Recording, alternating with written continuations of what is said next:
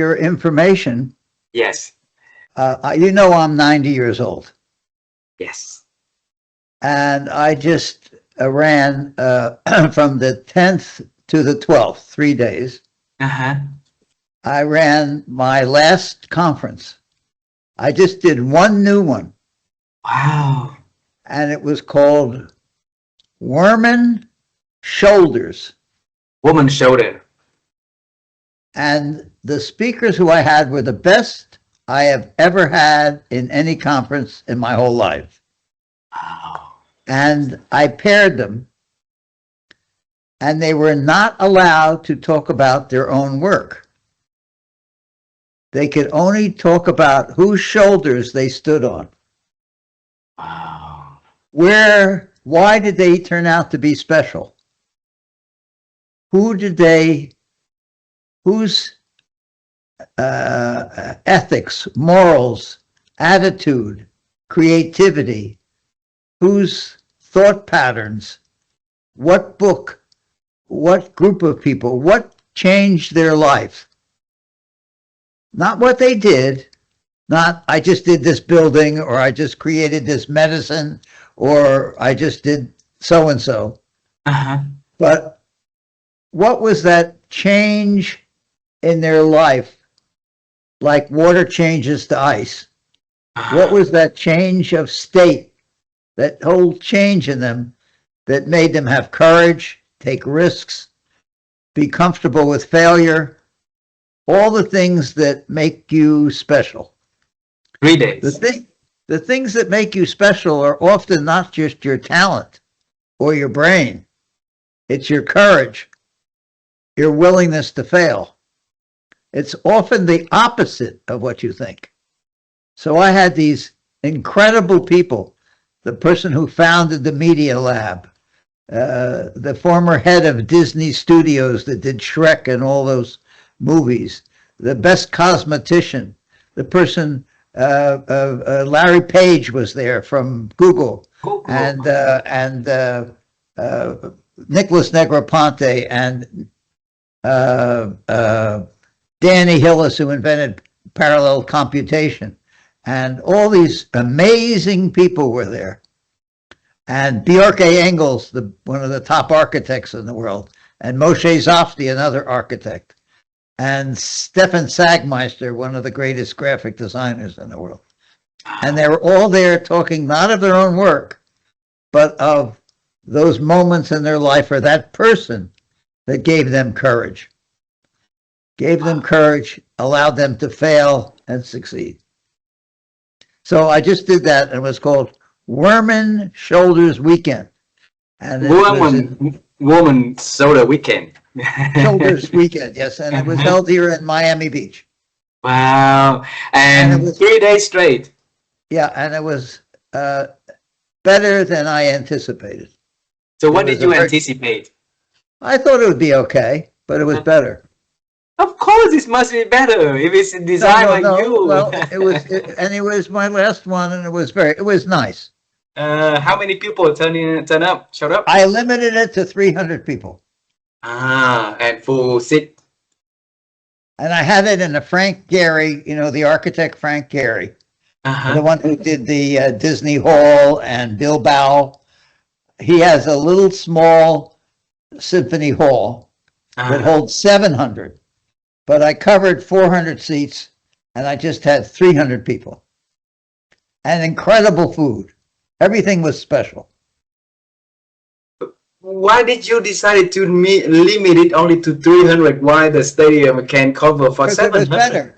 It was more intimate. I wanted everybody to talk to everybody. Oh. Everybody mixed all the time.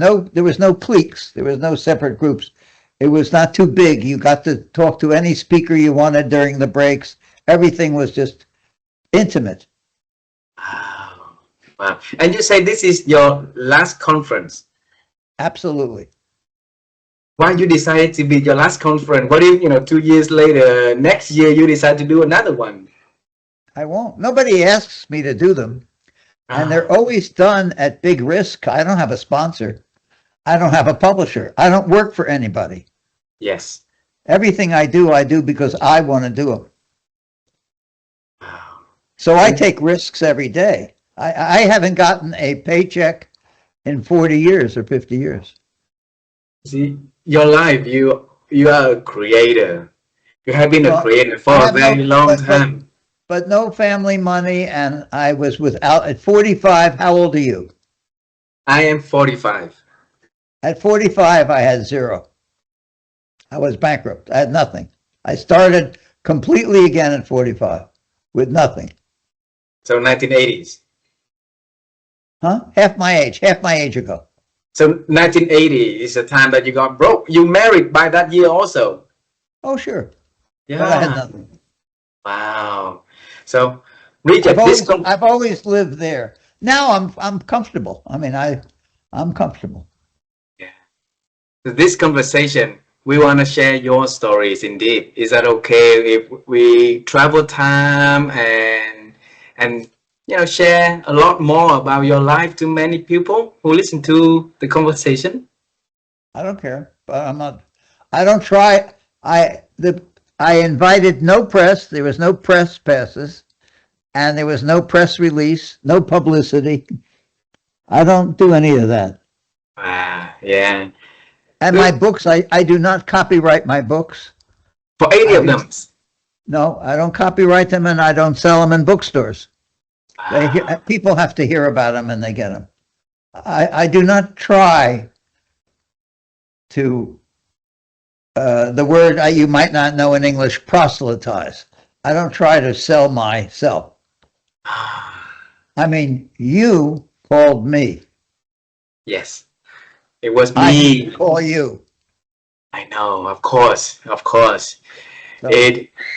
It is me calling you for many nights, many I know times. you did. I know you did. And the only reason I'm taking this call is because you called so many times. Thank you so much for accepting my. You are filled with desire. Yes. And I started this program during the COVID-19 situation. And I saw a lot of people with stress, and my wife and I sat down. We say, okay, we want to do something that in our ability to bring something that people can learn and grow, and one take to the next. And my dream always about whoever behind the the tech conference 40-50 years ago, as you. And I say, okay, I really love that I can have a chance to talk to Richard and ask him about his courageous journey of creating something, of going to newness, of doing something from zero, like you say, and building something, a platform that now been admired by experts around the world. And the more that we look into But your story, Ted is not what I look at as my big idea. exactly. I mean, So this conversation, Ted is the most famous, but not my best work, or not what has changed my life. yes, So it just became public. But when I sold it, I thought, well, I've done that enough. Let me do something else too. And I had many companies. I had one that did guidebooks to cities in the world. I did 22 cities. I've done atlases. I've done a whole medical conference. I've done a lot of medical books. I'm doing a major history of conversation for 250,000 years, a history of the world, just looking at how things interact with each other and create technologies.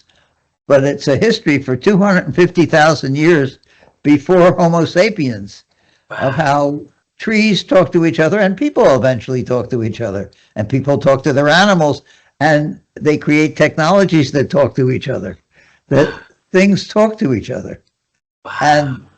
And they all start from you and I, like having a conversation. Wow. Everything stems from this. Yeah. From a conversation. From the leaf to the tree, tree to the tree, animal to animal, now human to human, human to animal, back to earth. Everything is a conversation. And So that's what I'm working on now till the end of 26, till the end of this year. Yeah. And those are my only plans. It's a major book. Major book. So by the end of this year, you're expecting it to be released to the public? Well, it gets released, not necessarily to the public. I mean, I just print some. People give me some money to print some, but it's probably goes out of print very fast. And I don't reprint books. Wow. I'll reach out to you, and maybe I have a copy of the book signed by you, and I leave it on, for my grandchildren, my children. So for them to hear the story that their father.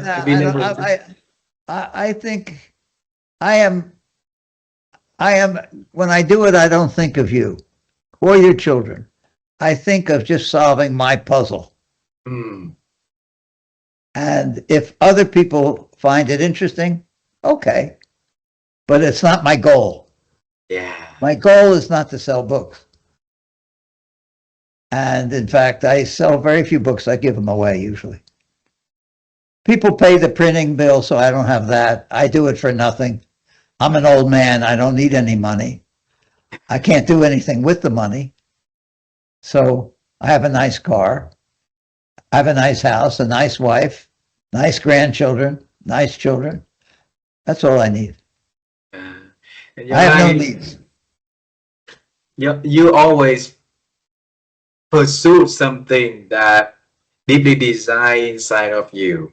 So I'm always trying to solve a puzzle that I come upon of some subject or idea that occurs to me, that I think of, that I don't understand. So I don't base any of my work on expertise. In other words, if I came to you for a job, I would say, give me some money because I don't understand something. I don't say to you, pay me money because I can offer you this expertise. All I can offer to you is my ignorance. Wow. You see the difference? Absolutely. It's totally different. It's upside down the way normal people think. It's upside down. But by offering you my ignorance, I promise you I will take you on my journey from not knowing to knowing. And since when you have that?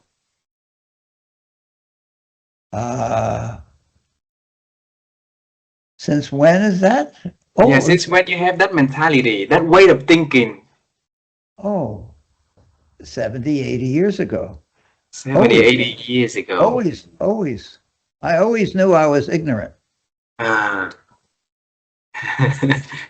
What happened to your world 70, 80 years ago that leading you to think way different than a normal population, the way people think? Well, I just knew I wasn't that smart and that I was curious. That's all. It's not very special.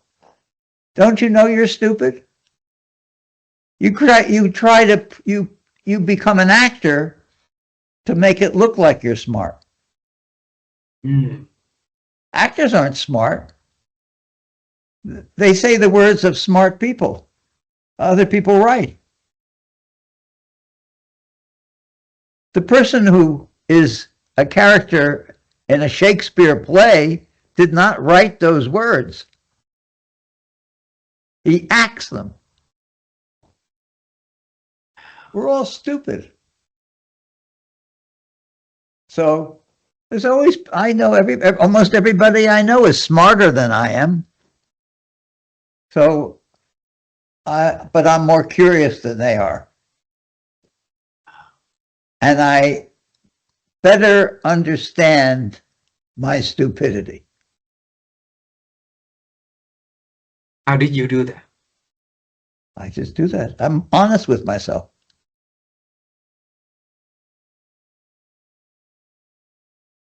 And Richard, curiosity. It's really very simple. I didn't use one big word then. Not one big thought. Not a complicated formula. To me, it's fairly simple.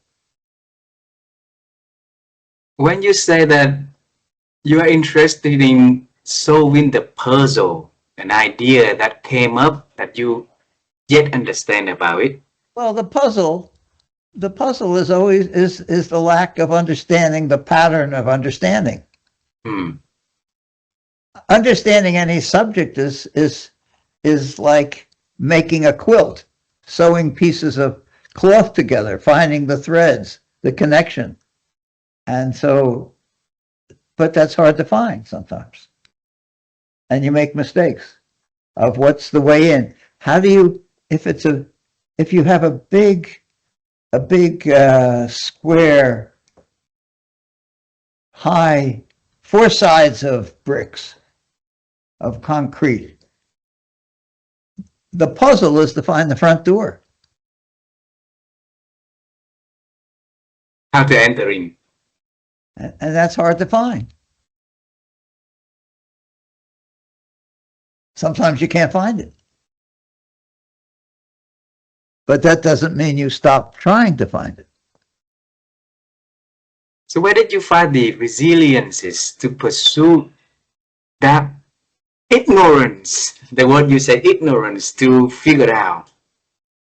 If you accept your ignorance, you don't have far to fail. You're very close to the ground.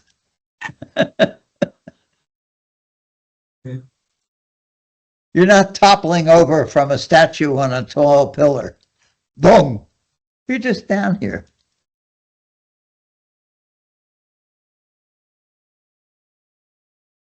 You were What's born. the worst thing that can happen is it doesn't work. Yeah. But that doesn't work is something that people are afraid. Yeah, they are. Because their parents have, because your parents, my parents, your school, my school, our friends around, everybody is around you saying you have to desire comfort. Well, if you get rid of that desire and you can live with it, you can think clearer.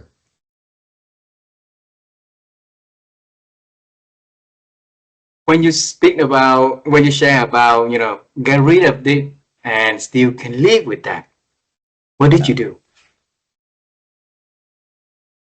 I began again a couple times. I just began again. Again. I mean, yes. I don't like failing, but I take a bath in it.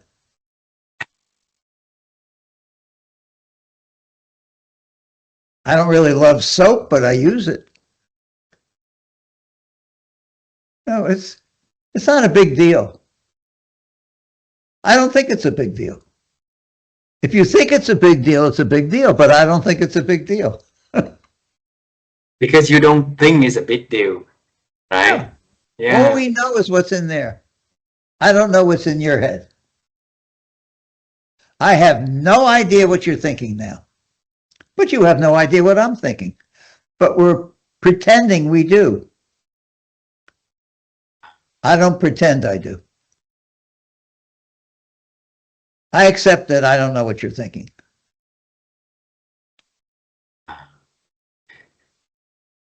And then in the reinvention, Richard, when you said that you broke, bankrupt, and rebuilt again 40-something years ago, 45 years ago.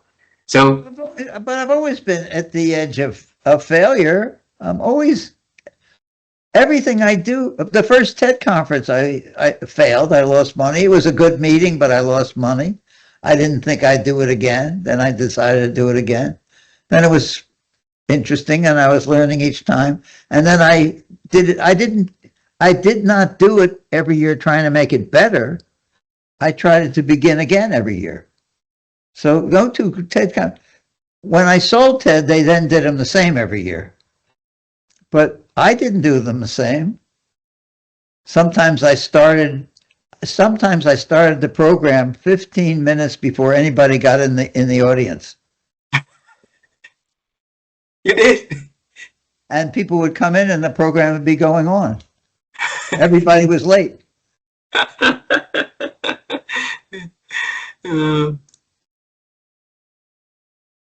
And what did they say? Care what they said. That's what I feel. I'm not interested. When people came to TED, I assume they expected to go to the best conference in the world. Now, if it was a very good experience for them, I was competent. I wasn't good. I was just doing what they expected. So there should be no applause for competency. Wow. If somebody's really good, they're supposed to be really good. You come because they're really good. Mm. That's being competent. Competent means doing what you should do. You turn it and the car goes on. You can't do more than that. If it does that, it's competent. You don't clap and say, my car started. Your expectation is this complicated vehicle moves and takes you someplace. You don't clap every time you get in and say, wow, what a great thing this is. Right? Yeah. I expect my pants fit. I expect my shoes tie. I don't applaud them. I expect that the food will be good in a restaurant. And people come to you. Like tonight, I'm coming to you. I've been coming to you for so many times for this special occasion. And so many people. Yeah. There's a lot of people, but I'm not after them, and I'm not trying to get famous or well known or spread my word. I don't care if you do anything that I have any effect on you. If you hang up and say, what an asshole, what a jerk he was, that's okay.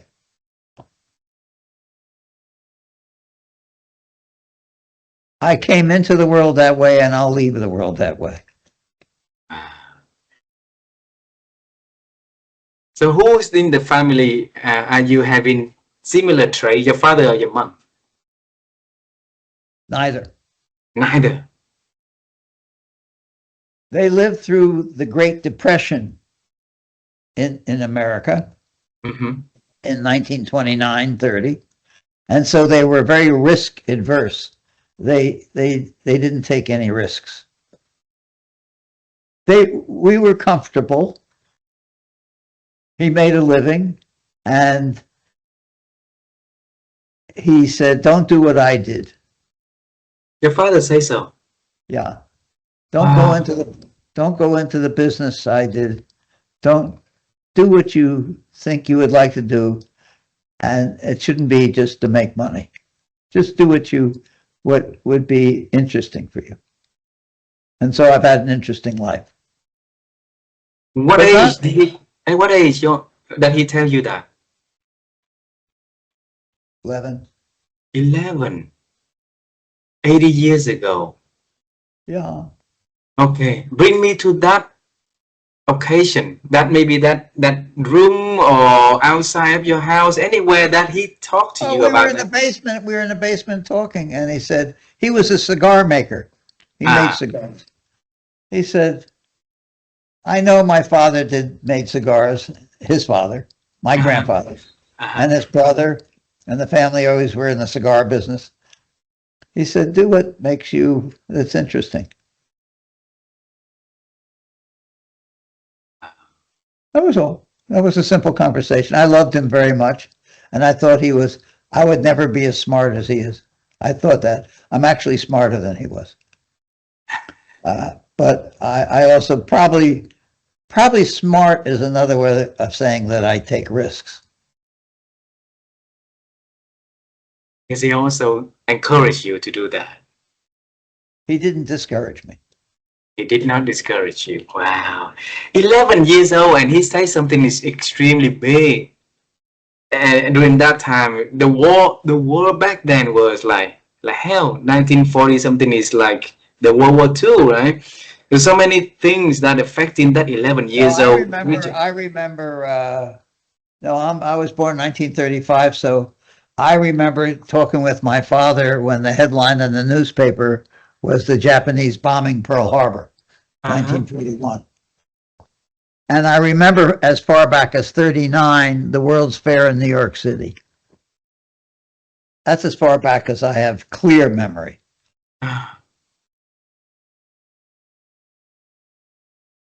So how did that 11 years old interpret his I like, father I wisdom? like, I like to paint and I like to draw, so I thought I would be a painter.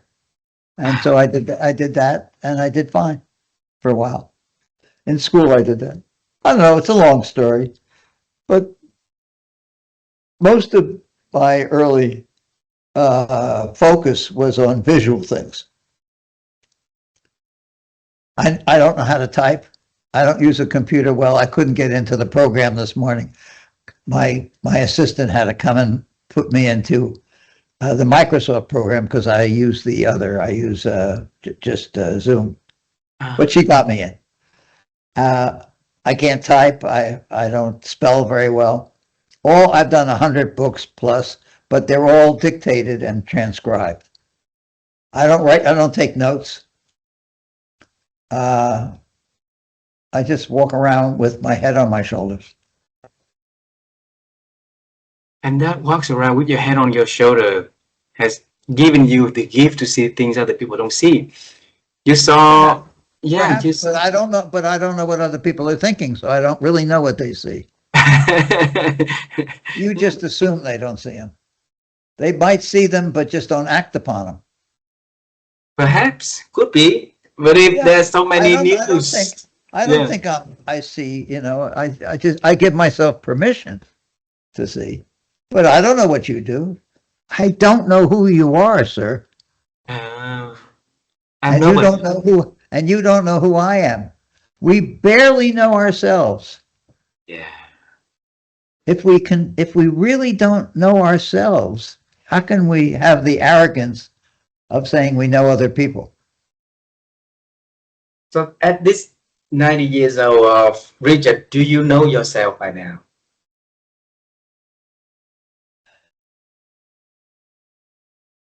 I can't answer that question. I can say I think I have an interesting life. Unfulfilled, but interesting. Unfulfilled. But interesting. Interesting. So if we make it a fulfilled, uh, what change do you think that will make a difference? I have major things I wanted to do that I'll never do. I went to, at that time, the best school of architecture in the United States. I don't know the world. But when I graduated high school, 1953, I went by accident. I just applied to one university and I got in by accident. I mean, I didn't apply to, if they didn't let me in, I didn't have any of the other applications out there. Right? So I applied and I got in, and by accident, by just a casual asking of something, and by the fact it was in the same town that I lived. So I wasn't going anywhere. I went to the University of Pennsylvania, which was in Philadelphia, and I lived just north of Philadelphia. Philadelphia it's a decent size. Have you heard of that city, Philadelphia? Yes, yes. I mean, Okay. yeah. I mean, it's not the biggest city in the United States. So I went to that school, and a series of an accident. I never I was never satisfied with things that I thought were not logical. Not high logic, not scientifically, not great philosopher kind of logic, but if things didn't make sense, it upset me. Do you want to hear all this? Yes, of course. Okay. It's sort of silly story. And I went, Communication. And I went to, I had a register. I was 18 years old. And you had to go, you had a catalog, and you had a piece of paper, because I decided to go to architecture school. It was sort of like painting and visual things, and I liked archaeology, and it was sort of that one thing. I knew if I didn't like architecture, I could still paint. And if I didn't like architecture, I could go into archaeology, because it had a lot of things about buildings and things, I thought. Visual things and mapping and things. So I thought that was a good place to start, because I could always do other things. And I was always interested in other things. And I was never like this. Always like this. I was always that way. All through high school, my father, who belonged to different committees, would ask his friends who were general managers of factories and things of that sort to allow me to go through their factory. So all through junior high school and high school, I would take off an afternoon or take off an afternoon or take off a day. And he would get me driven to these factories, and I'd spend a half a day going through a factory. I always was interested in how something happened and how they were all different and all the same thing at the same time. Mm-hmm. So I understood when in making a cigar, I understood them planting the seeds, and I went to the farm, and the seeds were almost like dust. They're almost like pollen from a you know, those kinds of seeds that are made of, that almost like dust-like seeds. And how they grew and how they were made and how they were picked and dried and cured and wrapped, and the 3 different parts of a cigar, and they were put into cellophane, and how they were chosen. So I was and marketed. I was always interested in the process, but I was interested in that and how you printed the cigar label and how that was done. And I went to printing and how the paper boxes were made, the cartons that they were put in. But I was also interested in farms and how you know, and I when I was 6 years old, I spent a month. My father sent me to a farm for a summer to live on a farm. Just they would take care of me like it was a camp, but he grew tobacco in that area, so he knew the farmers. And it was a very religious thing. I'm Jewish, and this was a Mennonite farm, completely different, you know, wildly different, very strict kind of funny religion, you know, but this was they had a very primitive, not primitive, they didn't like machinery, so they made their own peanut butter. They made their own butter. They made everything themselves. Was made in this place. It was a very simple life. Getting up 4 a.m. to milk the morning cows and to do the afternoon cows and putting them in the spring house and taking them to market, and so that was interesting. Everything was interesting. Mm. And so when I went to register, because I was going into architecture, they gave me a thing that said these are the courses I had to take, because it's a specialized school. It was a 5-year undergraduate architecture school.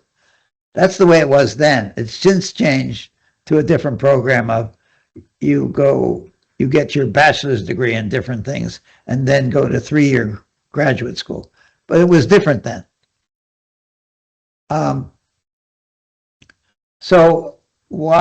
But there was a line waiting to see the advisor, because the advisor had to sign off that you were doing that. And that was illogical.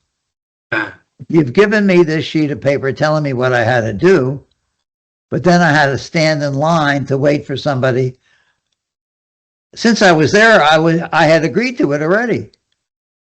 Why do I have to wait in line to talk to a stranger to tell me that I had to take this when you gave me that? If I wasn't literate enough to read this, I shouldn't be in the school.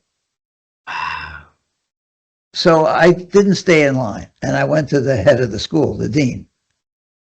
And I waited a couple hours to see him, because somebody like myself out of high school was not supposed to see the dean. But in the time that I was waiting, I had the catalog of the whole University of Pennsylvania. Big, fat catalog, you know, of all the courses, undergraduate and graduate, they were taught in the school. When I got to see him, I said, I would like to make a deal with him. And the deal is I'll keep an A- average. But I never want to see an advisor. I don't want to ask permission to take any courses. I will take every course you say I have to. But I just want to take as many as I want. And if I want to go to graduate courses, if they'll have me, I'll take them. I'll go to night school. I'll go to school on Saturday. But this was like, this catalog was a phone book of everything. So he thought I would flunk out, and he said, sure, do it.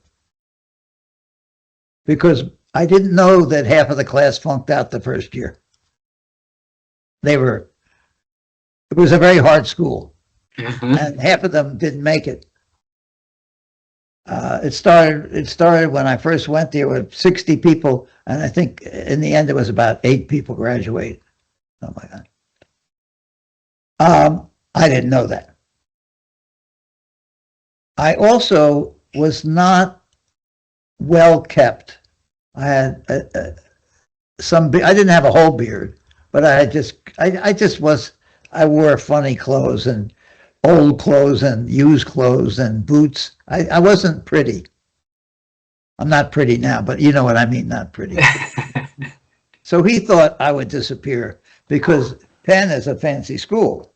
It's one of the Ivy League schools. Yeah. And I was not Ivy League type.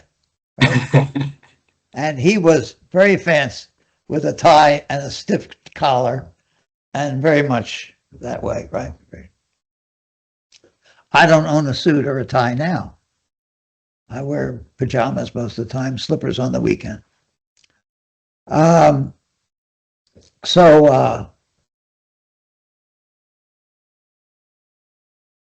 I took every course I wanted. I went to school nights. I went Saturdays. I did very well. I graduated first in my class, both in highest average, most number of courses taken, and the best designer in the school, and I got the gold medal. I did very well at school. And I met my mentor. I met my guru was Louis Kahn, the architect. Kahn. Yeah, Louis Kahn.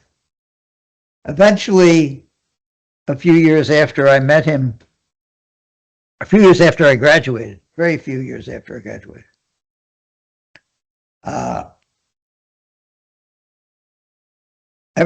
he was, among students, he was the architect's architect. He wasn't the most famous or popular in the public. He wasn't jazzy, but he was the architect's architect, the thought-provoking architect in the world. He still is a hero among many people, but it's a small group. He's not as famous as other people, but he's considered one of the greatest architects of the 20th century. There's been many articles that say, in the last 100 years, it's only been in America, there's just been Frank Lloyd Wright and Louis Kahn. Wow. Frank Lloyd Wright did huge amounts of work and was very popular, and Louis Kahn did very little bit of work and was considered the father of thinking about how a space was made. I'm not going to give you a lesson on Louis Kahn. Anyway, I eventually worked for him for a little bit, and he liked me. I loved him. He might have loved me.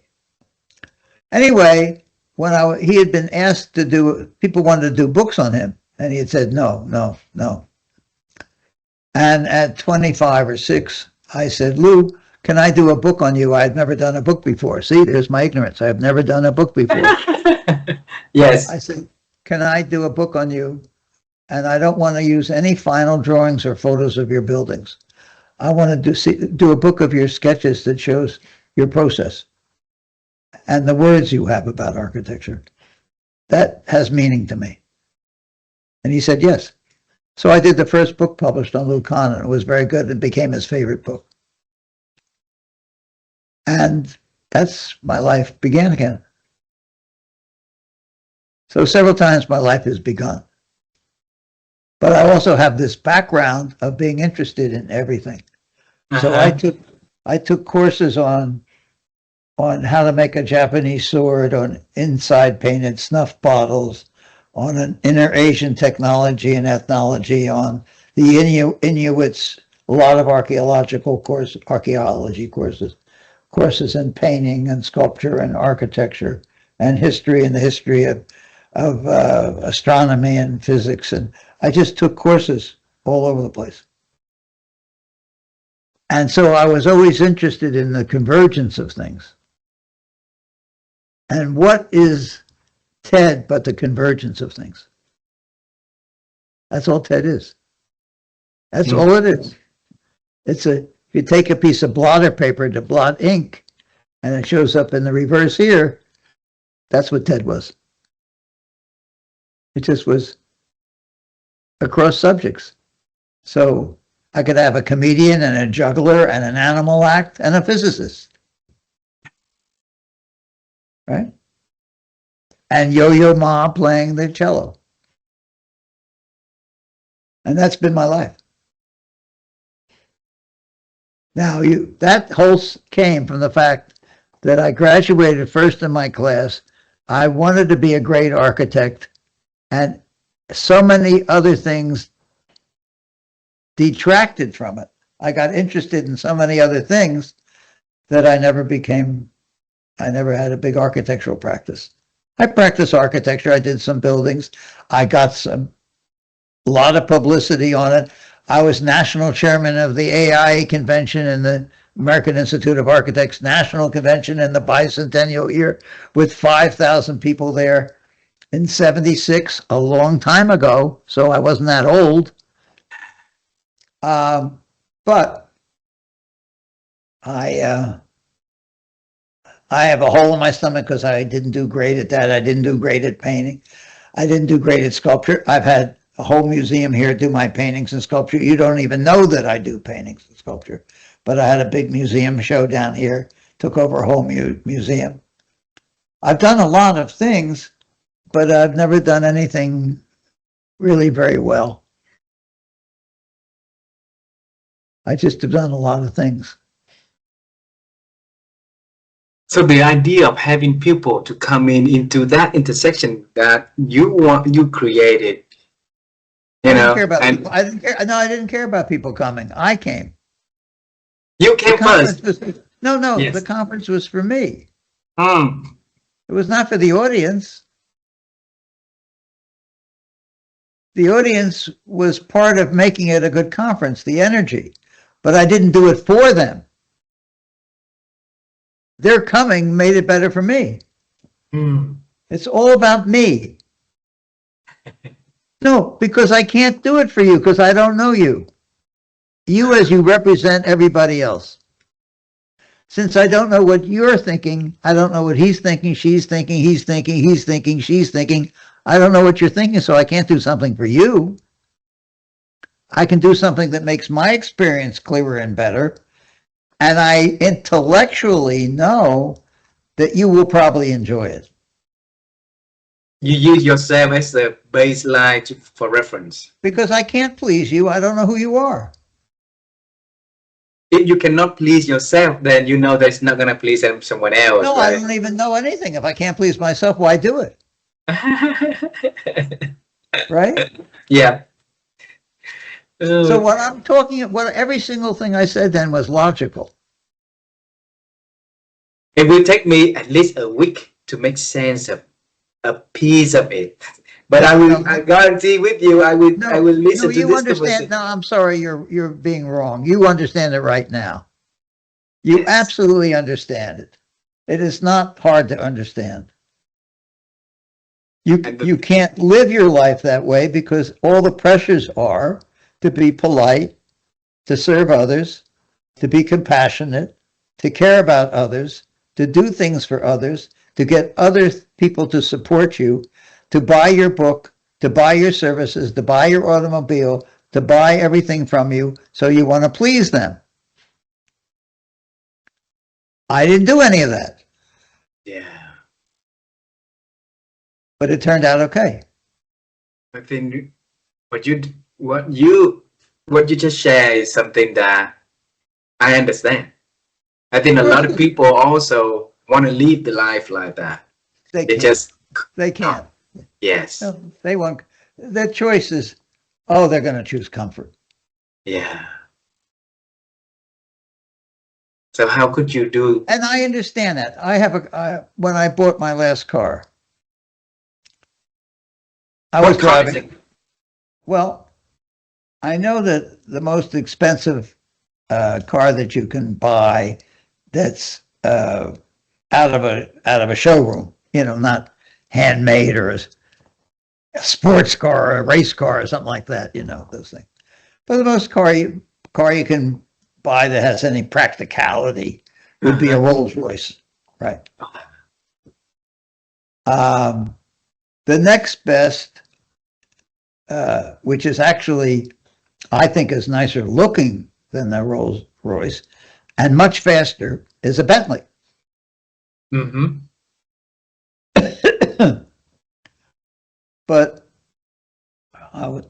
this last car I bought, I was in my 80s, and I didn't feel like driving very much. So what I wanted was a good back seat and have a driver. That's comfort. Okay. Mm-hmm. Also, where I live, you can't drive more than 35, 40 miles an hour. I live in a city. When do you really drive fast? I'm not going on road trips, right? I'm driving to dinner. I'm driving someplace. The most farthest I drive is maybe 50 miles. So I wanted a good back seat. And every car goes 70, 80, 90, 100 miles an hour. The Bentley goes 206 miles an hour. You can't drive 206. I wouldn't be able to drive 206. I've tried driving a race car on a racetrack, and I couldn't drive more than 120. And I was scared. 130 maybe. So I bought a Maybach. You probably haven't heard of it. It's a Mercedes. Yes. The top line of Mercedes. Yes. It's expensive, but it's half the price of a Bentley, which is half the price of a Rolls. Wow. I can buy a Bentley. I traded in my Bentley for my Maybach. Oh, the Maybach. Because it was more comfortable. It's not as nice looking, but I don't give a shit. I'm not being photographed next to it, But the back seat is the most comfortable back seat. So there I went for comfort, but practical comfort. Practical. I don't have to go faster. I don't have to impress anybody. I don't have to do anything. It doesn't have to be beautiful. I don't need my photo next to it.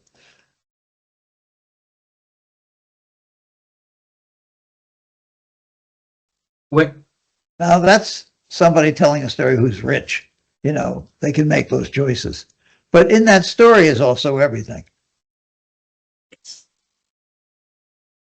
You have a rich life in all angles, in all aspects of that. Yes. I make an effort to make the complex clear for myself. Wow. Until today, and you still having that, running in your veins of creating, making effort to create. I'll have it till I don't have it. Yeah. I mean, I'm working on, by far, the most complicated major publication I've ever done, and I've done 100 books. Earlier in this conversation, you said that TED is not something that the big thing to remember about you. So what is that?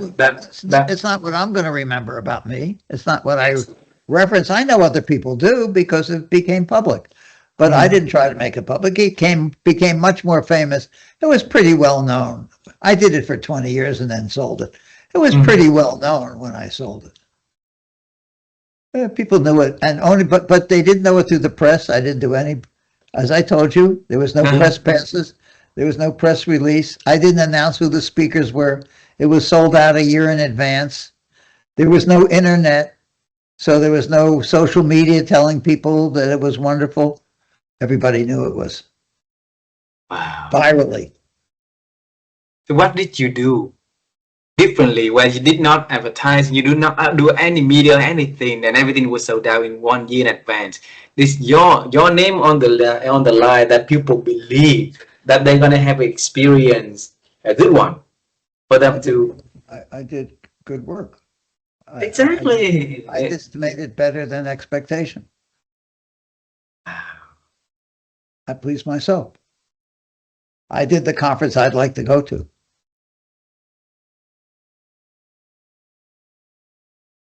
I do the book I'd like to read.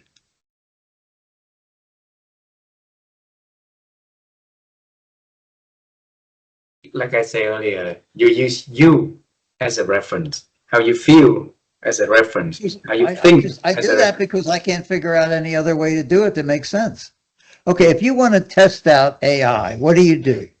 You get an AI, you buy an app for an AI, right? Yeah. And you put your name in. What about you? You know, you put your own name in. You say, who is, and then it comes back. And then you ask questions about that person yourself. Yes. That's the only way to test whether it's truthful or not. Because the only thing you know is things about yourself. You can't test its answer about anything but you. Then you judge whether it has a decent, what they say is correct about you. It gets your father's name right, your grandfather's name right. It gets when you were born right. It gets what you do, where you went to school, who you are, if you've written a book, how you know, anything that's been written. If you're a big enough deal to be in there in the first place, that's the way to test it. Yourself. Well, if the way to test something is using yourself, that's the best way to judge anything. Right? Absolutely. Absolutely. That's logical. It's not egomaniacal. It's logical. What else could I put in there that would be a better test that I could test to see if it was right or not? Wow. So how could you manage your ever increasing the level of expectations for you? I make cold calls to people and talk to people smarter than myself all the time. Back then, you make call to people. Always.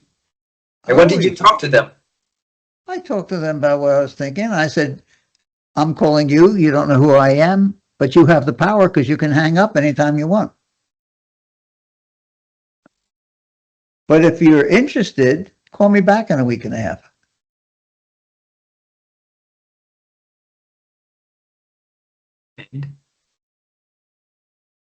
How many did not call back?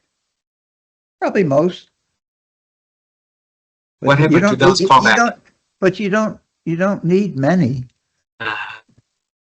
You just don't need many people. The tree of connections is like that. Just goes out. Wow. So out of the few people, put it that way, that call you back. You've seen all the math done. If you take one and double it, and then double that, that's 2, and then it's 4. And then you know within a month you have billions, right? Yes, yes. So the tree of connections is huge. Viral marketing is much solider than social marketing. Yeah. But people don't take the trouble. So Richard, out of the people that call you back, and if you who's the one that you found interesting the most and relate the Oh, most to the? I don't know. I don't know who the best speaker are, the best book, the most people who I like the best. I can't answer those questions because I don't know. And that changes in my life. What about the last weekend? The woman's shoulder. Hmm? The I wrote down the woman's shoulders. The 2-3 days weekend that you did the Oh, event. the Wurman Shoulders. What? Uh. Well, there were some good people. I've been, but when something's over with me, it's over. I'm on to something else. I don't, maybe a day I bask in it and it's nice, fine. It's no longer interesting because it's happened. I'm interested in the book I'm working on now. And that's gonna be published by the end of this year, sometime this year. It'll be printed. I don't have publishers. Printed. Sorry. Be printed. Printed. Only few of them will be printed, right? Well, I'll probably print about 1,000. And then those will disappear in a while.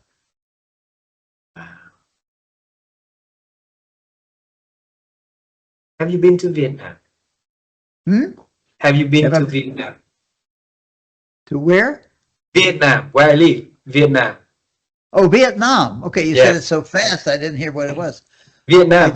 I stopped there once, but I really have not been to it. I've seen many photos and things, and it's such we have such funny feelings in America of our disaster in Vietnam. So it has this patina on it of how ugly we are. And yet, why would any American be welcome in Vietnam? I don't understand it because we were so disastrous going in there.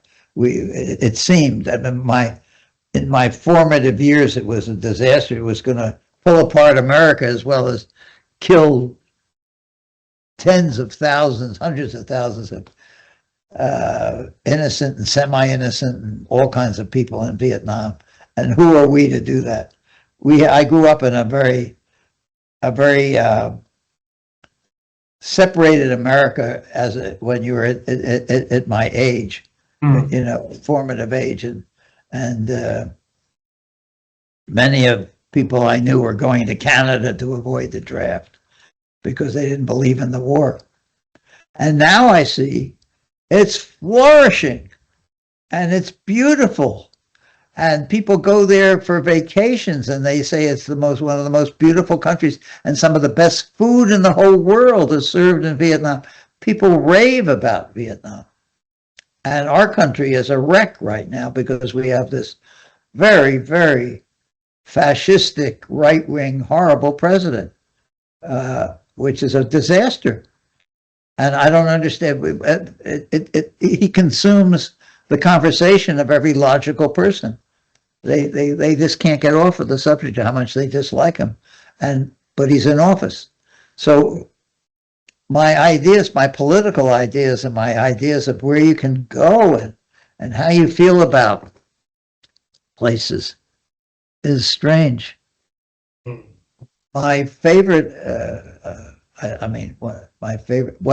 for my 90th birthday, 2 of my boys took me to Japan. I've been to Japan a lot. I love Japan. But if I was Chinese, I would hate the Japanese still. They were horrible. My God. In the Second World War, they were so awful.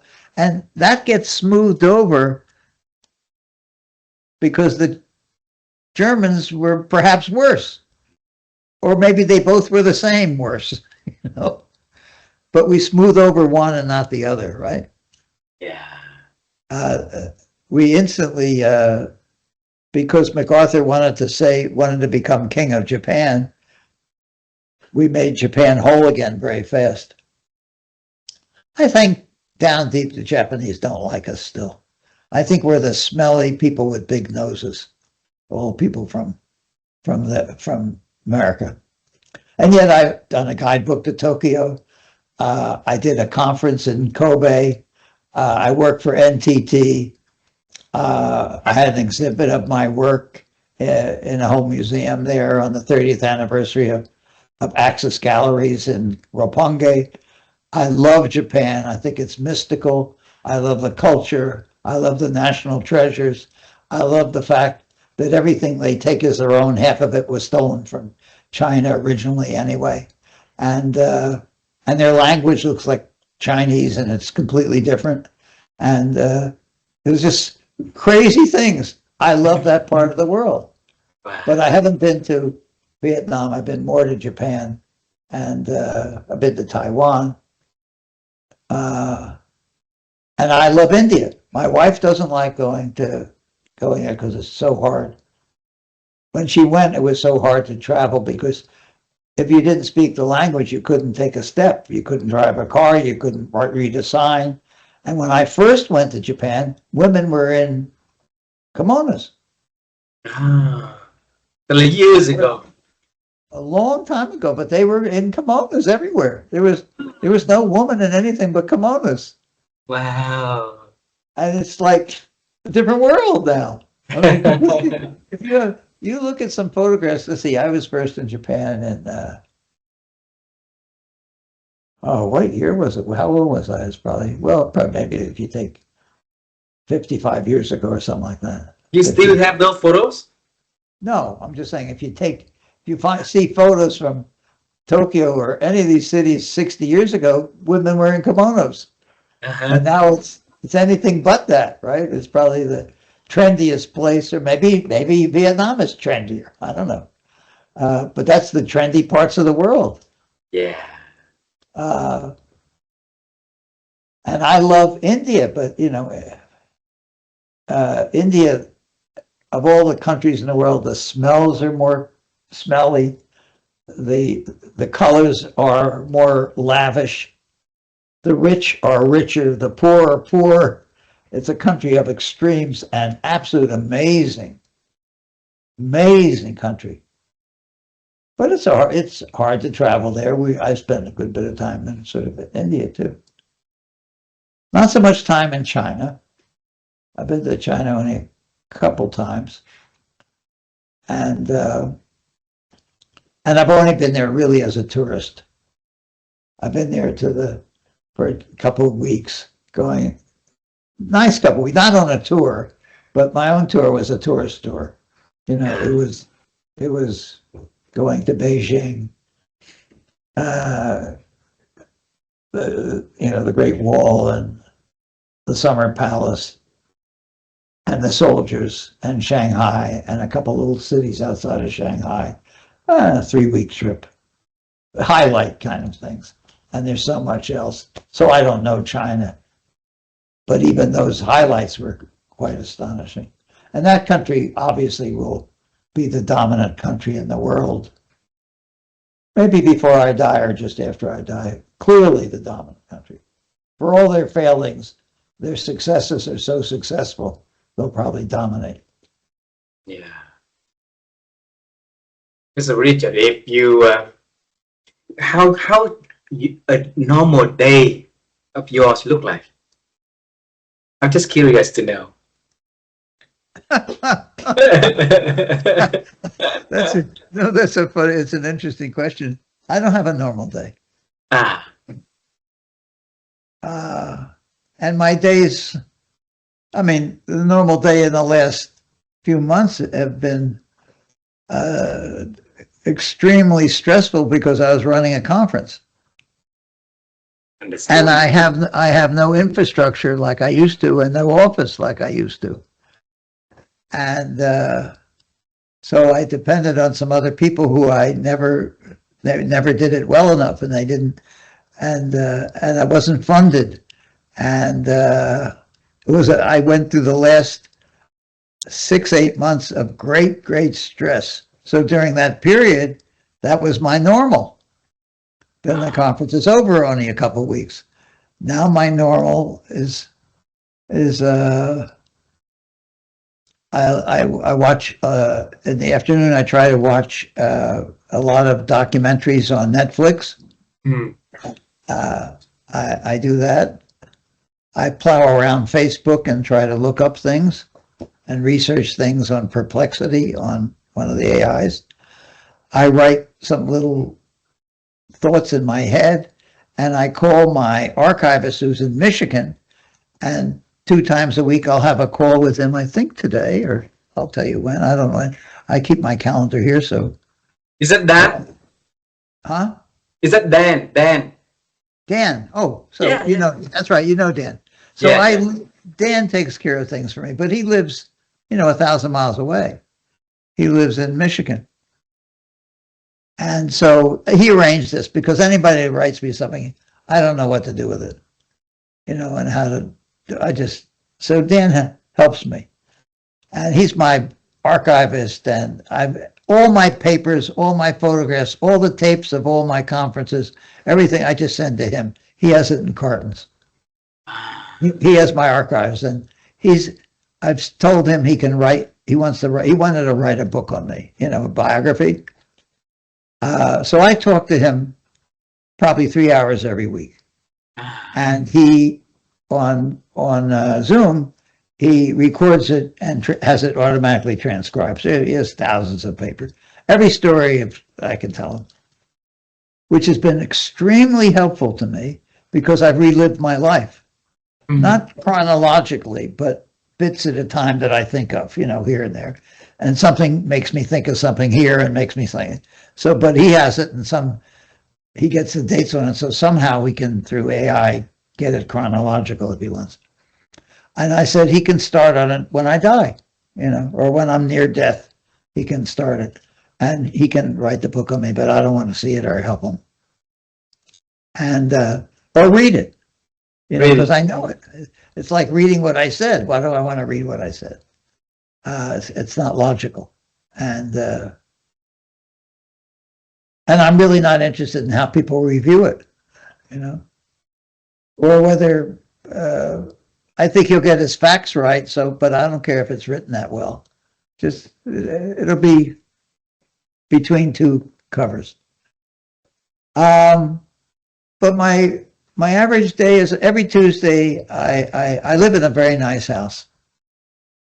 And every Tuesday I go out for lunch. That's today. I'll leave in an hour and a half, and I go to lunch. And then I'll tell you what I'm doing. I have to put this, I'll tell you I'll give you some average days. There's no average day. There's no average day. I turned the phone off so it didn't ring through this. If the phone rang, it would ring through my computer and it would interrupt us. I'll tell you in a minute when it comes up. Sure. So I have one lunch out, and my wife and I go out to dinner once a week. What day? Or any day? Huh? Mostly. On what day? Usually every Thursday. This week something has come up, so it's going to be Wednesday. But usually every Tuesday I go out to lunch, and every Thursday I go out to dinner. Simple With dinner. Gloria. With my wife, right. And other than that, I stay home. And every once in a while, like last week, on Monday of last week, I had a 2-hour, wasn't Zoom, it was the same program, the Microsoft program. I had a 2-hour call with 4 people from California, because I consult to the company that does the software for 40% of all the maps in the world. And you've never heard of the company. And you've never heard of the owner, because he owns the whole company himself 100%. There's no stock. So there's no news. Wow. So there's a kind of mapping called GIS mapping, Global Information Systems. GIS. And the company is called ESRI, ESRI. You've never heard of either. No. And yet all the maps are based on that. And I love cartography. I've never taken one course in cartography.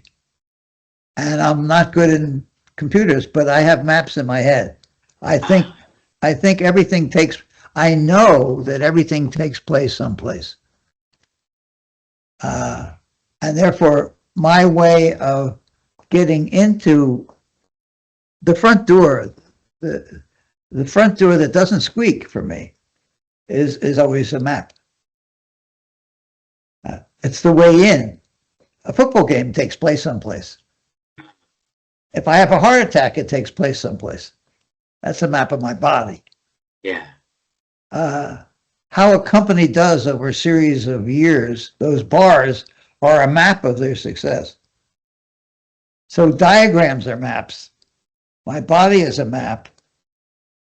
Current events are a map. A war is a map. The whole war in the Ukraine is about a line on a map. Yeah. So that's the way my mind works. M-A-P, map. Mankind's ability to perceive. MAP, mankind ability to perceive. And so so this company, the owner of this company is a multi-billionaire. He's in Forbes of the top billionaires in the world. You don't know his name. Name is Jack Dangerman. You've never heard of it. Jack Dangerman. Yeah, but you've never heard of him. And you'll have a hard time finding out much about him. He's my closest friend. He's what? My closest friend. Ah. Because you guys working on the global map, the map that you mentioned. He has 8 divisions. No outside board of directors. They're all internal. And so when they have a problem in a division, he calls me Saul, my middle name. And people call Saul. So Monday, they have a publishing division, and I was helping them with this new line of books they were doing. And then Friday, 3 other people flew here from California, and we had dinner on Thursday night, long dinner Thursday night, and Friday they came to my office here, and we had a 10-hour meeting on several projects, a large conference they want to do, the first half day of it, 2 magazines that I've told him he should make into one, and how to design them and go about doing them, and their size and how the stories are, and then some other things about some overall book design and how to do a second version of a book that Jack wrote a year ago that I helped him on, called Where, and but that was a 10-hour meeting. And we just sat in my office and I talked for 10 hours and go over things. And it's about but everything is, some were about meteorology because one of the books was on meteorology. I know different subjects. Some were on some other subjects, medicine and other things. I've done a whole bunch on medicine. My oldest boy is the most famous extreme storm meteorologist in the world. So I know a little bit about meteorology. And I called him on the phone during the meeting. And so now that's not average. I'm not going to have a meeting like that every week, but things like that occur or not so much occur. So I'll tell you, like this week is really, after the conference, it's all sort of pretty, it's not too much things happening, but let's say you asked the question, I'm giving you more than you want to know. I thank you for that. So I have you and my partner, who's a good old boy, who did all the heavy lifting for the conference, the hotels, the airfare, et cetera, et cetera, et cetera, et cetera. I have lunch with him every Tuesday. We have absolutely nothing in common. We just talk about nothing for an hour and a half. Look at him. And then I have a meeting. I have a 2-hour meeting with somebody who knows how to use the program, the Adobe program, InDesign. InDesign is the best program for designing a book and giving it to a printer.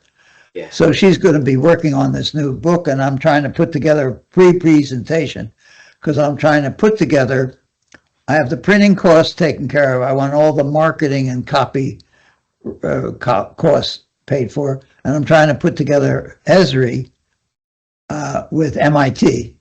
So I'm trying to get a little presentation for MIT together because I want to go up to MIT Press and see if I can merge these two companies to put out this book to two different audiences.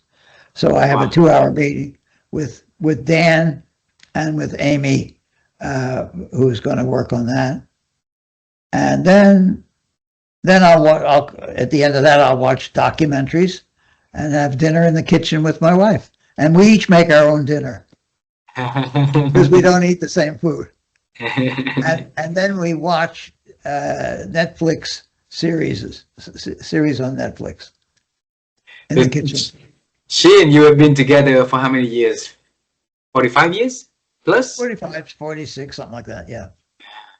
So what's the best part between you two? After a certain part, it just becomes part of your life. It's not best or worst, it just is. And you argue a lot, and you don't argue less, you argue more. And then it changes when, she's 81, I'm going to be 91 in a month.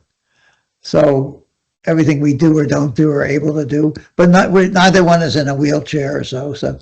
And neither one yet has any kind of debilitating illness. My legs limit me because they hurt. And she swims every day. We have a beautiful swimming pool, and we have a whole spa here, and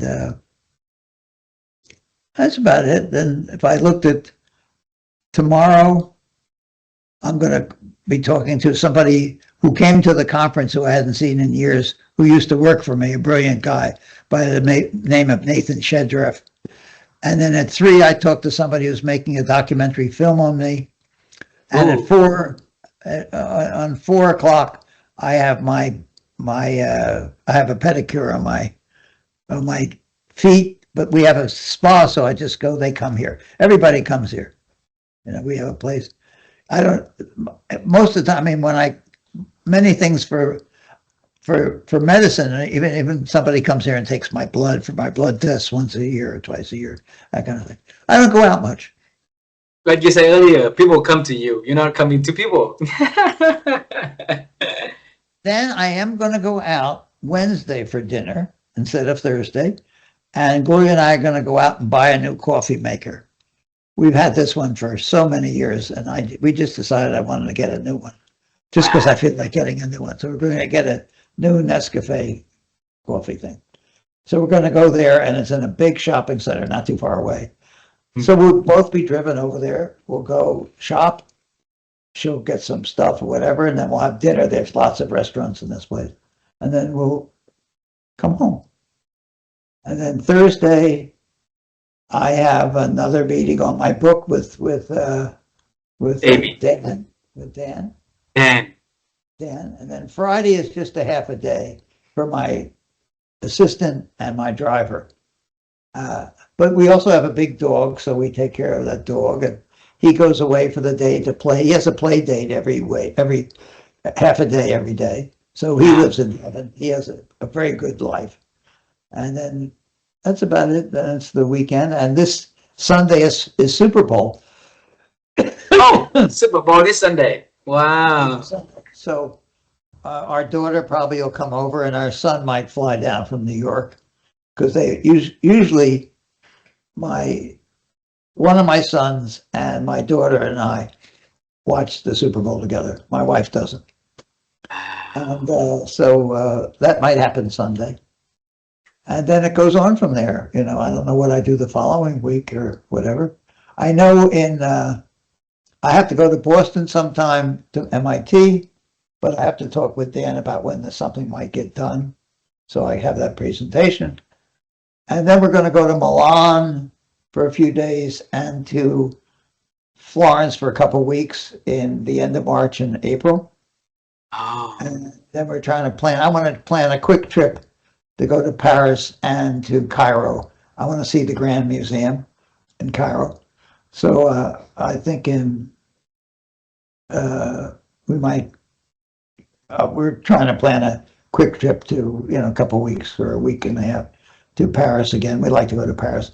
And we might stop off in Venice because the great glassmaker, Chihuly, I don't know if you ever heard of Dale Chihuly, CH, he's the greatest glassmaker in the world. And he's a friend of mine. And he's having a big show all over Venice. So we might fly or go to Venice for a couple of days, see his show, and come home. So that's about it. Full of activities. See, Richard, I am gonna ask you this question, and this is about newness. Okay, you live a life is if I look at what you do, it's always about something that you create on your own self, on your own standard, and it becoming a norm for people later on to follow. So you create the newness.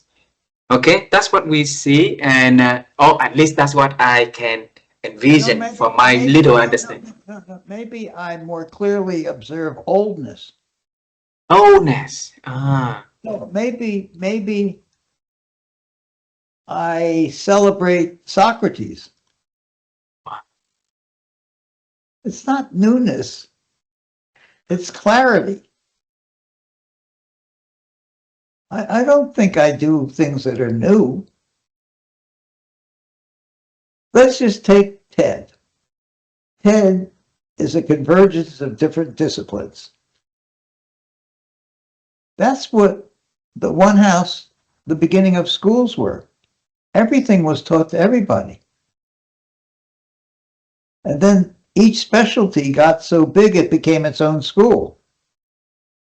The university was a place where you brought the disciplines together in a university. A college was about one subject.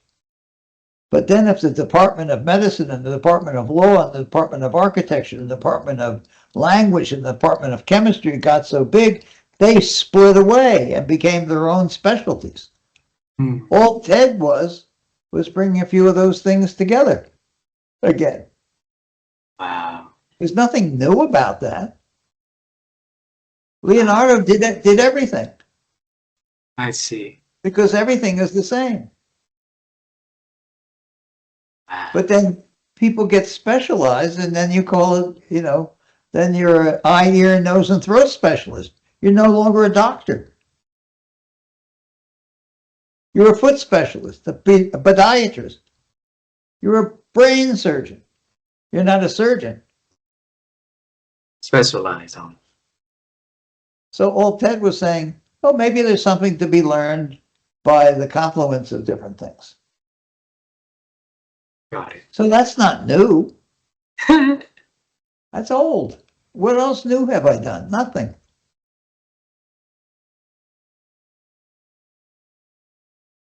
I'll think about it.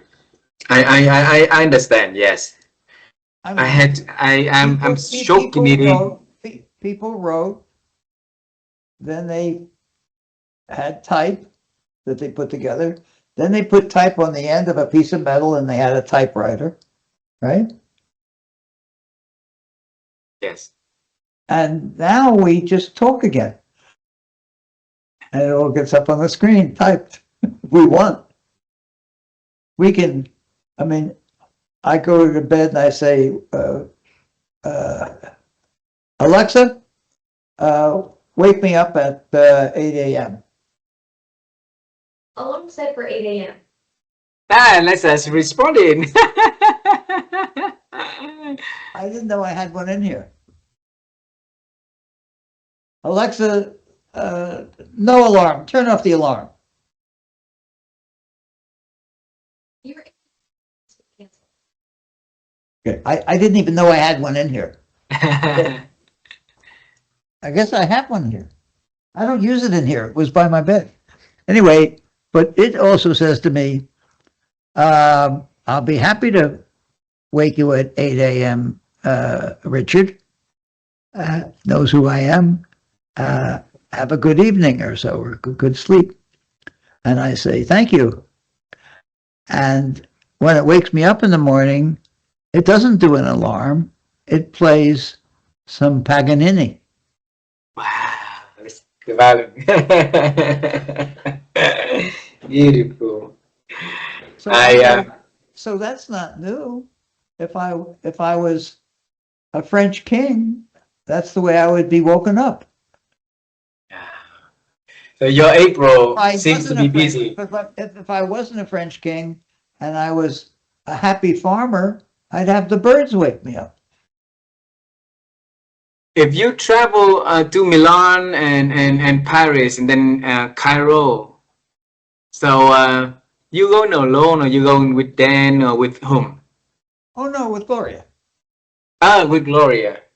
Yeah. Went to Vietnam. Spent 3 days here. It's a very long trip. These flying and traveling, and the jet, I have bad jet lag when I travel, is tiring for me. Hmm. So I will go to California in July for Jack's conference. He has many small conferences, like 100 of them or 300 of them around the world every year. He has 40 offices around the Wow. world. I'm sure he has an office in Vietnam. He certainly has them in China. So when I go to his place, that's a tiring 3 or 4 days or so. And he has a conference. He has one very big one. His big one is every July in San Diego. And 21,000 people come. What? And he cuts it off at 21,000. If he had a place that held more, that he can't hold more in the big auditorium there. He puts 3 auditoria together and they hold 21,000 people. And so I go there every July because that's what I do. So if Jack would travel to Vietnam sometimes, if he has an office in Vietnam, can you ask him? He might look up ESRI and see if there's an That's right. ESRI office. Yes. I don't know if he has. I don't know the 40 places he has. Yeah. I know he has one in Saudi and one in the Emirates because I've been there, and he has them in Paris and Mexico and all through South America. But I don't know where the 40 offices are. His big office, his main office, is in California. Yeah. Because if he's traveled to He has Vietnam, 15 buildings together, a whole campus. because if he travels to Vietnam, and if you had a chance to talk to him, because you meet him anyway, if he travels to Vietnam for conference, for works, for anything, I would love to invite him a cup of tea on your behalf.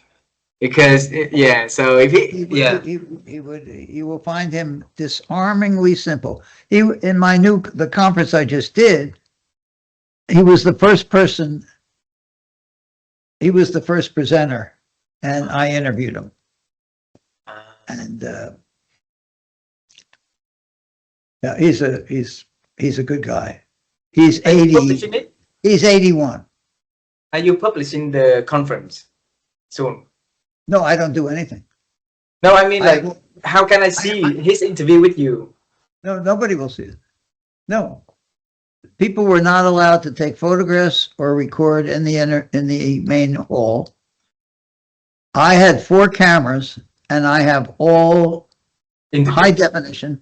I have all of it, but it will not be streamed and it will not be published.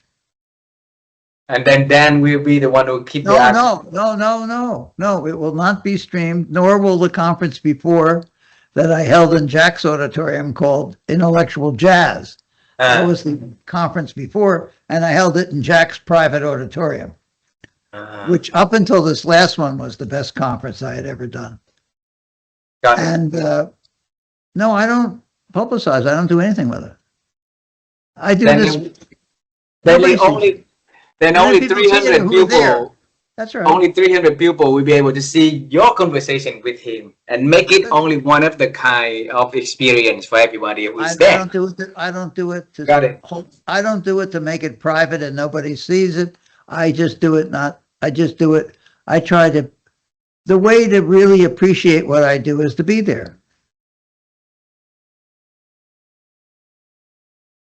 You have. I designed the stand conference.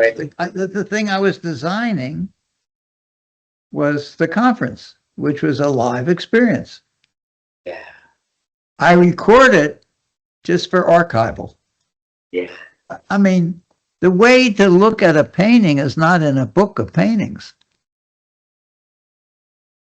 If you really want to see a painting, a good one, you should go to the museum where it's at. Yeah.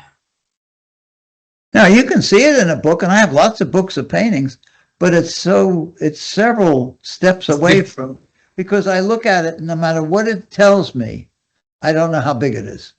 Yeah. No matter what Yeah. dimensions they give me. And they Yeah. never show you a photograph with some of a painting with somebody standing next to it. Got it. So you don't know how big it is. It could be this big or it could be that big, right? So how big is the Mona Lisa? You don't know how big it is. No, I don't know.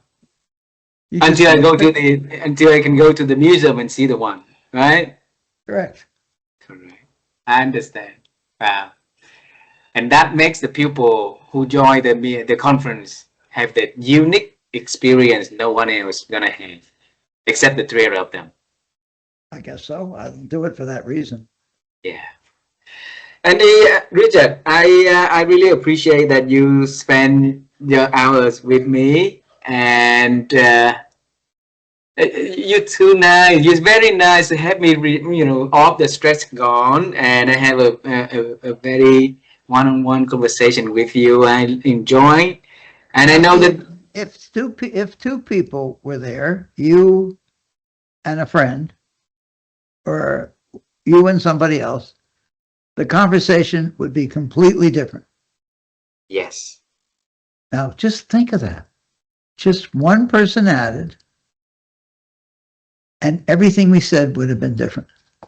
yeah, You see how precious, delicate a conversation is? yes, and I thank you for being that generous and kind. No, but you understand. But I understand. But that with two of us, it's a conversation. With three of us, it would have been a speech.